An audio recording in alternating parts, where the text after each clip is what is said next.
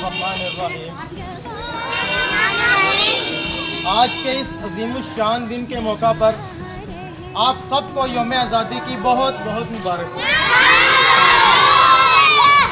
आज का दिन कोई मामूली दिन नहीं है कि हम इसको ना मनाएं।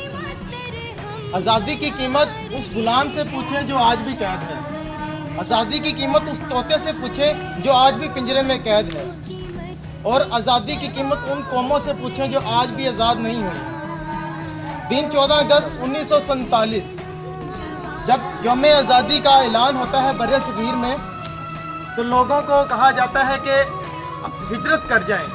जो उधर के मुसलमान रहने वाले थे इंडिया में, उनको कहा गया कि आप पाकिस्तान जो आपका मुल्क ऐलान हुआ है उधर चले जाएं। और जब उन्होंने ट्रेनों पे, पैदल, अपने गधा गाड़ियों पे, जिस तरह भी जिसको मौका मिला, जब उन्होंने अपना रास्ता क्लियर करने की कोशिश की, तो यकीन करें 10 लाख मुसलमानों को शहीद कर दिया गया और 15 लाख लोगों की हिजरत हुई। और आज तक इतनी हिजरत, आज तक किसी दुनिया के मुल्क में इतने बड़े लेवल पे हिजरत नहीं हुई थी।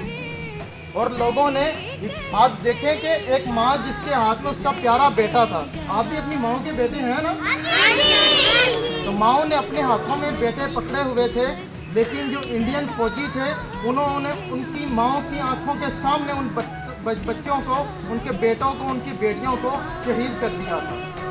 बहनें अपने भाइयों के साथ आ रही थी हिजरत करके पाकिस्तान में, तो बहनों के सामने उनके भाइयों को शहीद कर दिया गया था।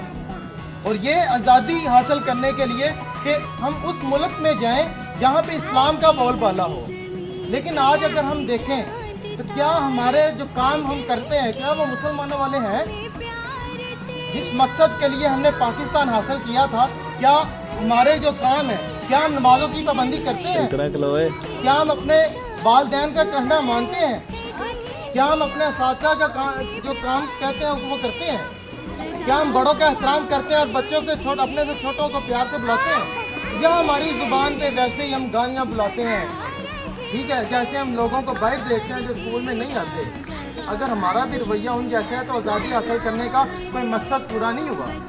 आज हमें ज़रूरत इस अमर की है, इस काम को करने की है कि इस परचम को जिस तरह हाथ में पकड़ा हुआ है, इस तरह इसको सीने के साथ लगाएं और दिल से बुलाएं कि दिल दिल